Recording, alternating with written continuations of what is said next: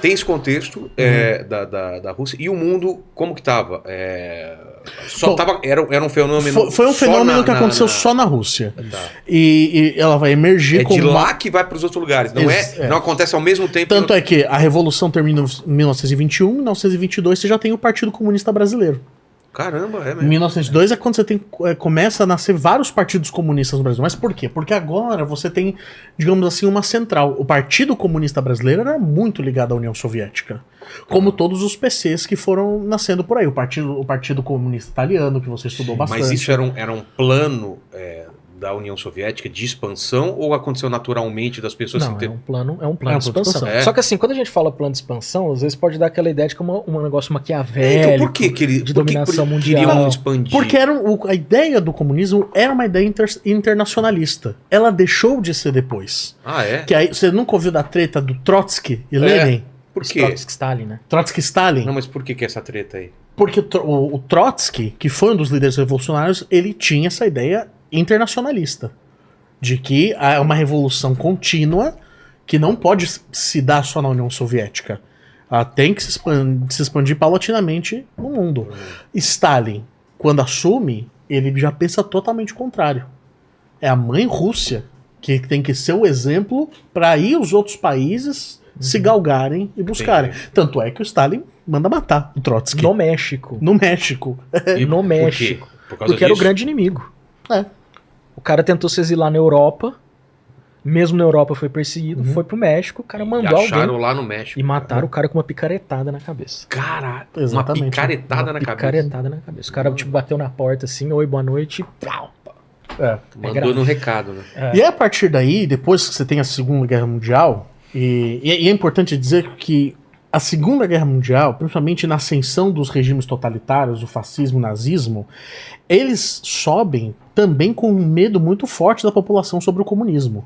E aí que isso é uma coisa interessante de dizer, que é o famoso... Porque quando o ministro da Cultura do Bolsonaro... O Alvin? Aliás, o Bolsonaro não sentou nessa cadeira, não foi nessa cadeira que ele sentou, não, né? Cara, com certeza não. Tá, não tinha então essa tá tudo cadeira bem. ainda. A gente não vai precisar desinfetar.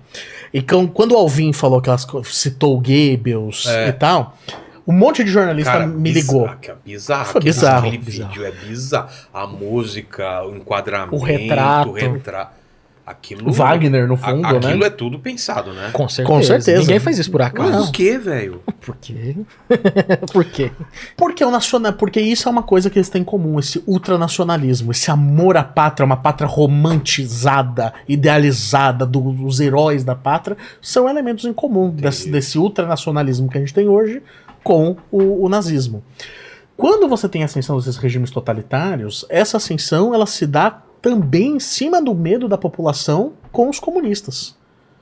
A Itália, ela passa por um processo que a gente chama de biênio rosso. Mas isso que eu queria entender.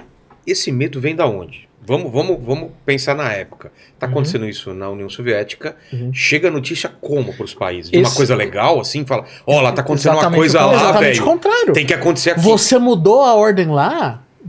E é importante dizer o seguinte, não tô quando falando acaba do governo, a primeira... eu tô falando do boca a boca, Isso. entre a população. Cria um certo... Sim, Cara, gente... que você tem que pensar o seguinte, quando a Primeira Guerra Mundial acaba, é um novo mundo que está existindo. Exato. Os maiores impérios que existiam não existem mais. Mudou tudo. São países. Agora o pessoal não está mais discutindo o filho do rei que vai assumir. Não, eles estão discutindo formação de partido.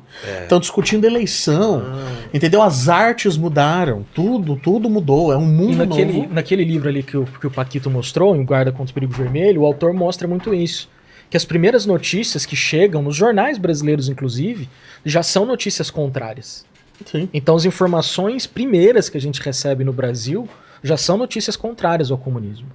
E os anticomunistas, aí de novo, voltando a falar deles, eles reforçam isso com muita intensidade. Então, mas isso que eu queria entender. É um medo que nasce dos partidos que já estavam estabelecidos de perder o poder. Por que Não, tem depende do lugar. São várias coisas. Quando eu falo desse novo... eu acho que só para entender, talvez eu não me expliquei melhor. Tá acontecendo essa nova ordem, mudando as peças e tal. Eu tô no Brasil, eu tô na Itália, ou não sei o quê, eu posso me associar a esse pessoal novo e ter poder, mas Por que não teve esse pensamento e tem um pensamento contrário, de ter medo em relação a isso? É isso que eu queria entender. Porque tá tendo uma disputa de poder nova. Por que eu não me alio com eles? No Brasil, eu te dou uma resposta rápida. Igreja Católica é uma das grandes responsáveis. Por quê? Porque tinha colado no marxismo uma coisa de ateísmo. Exato. Ou não? Sim, sim.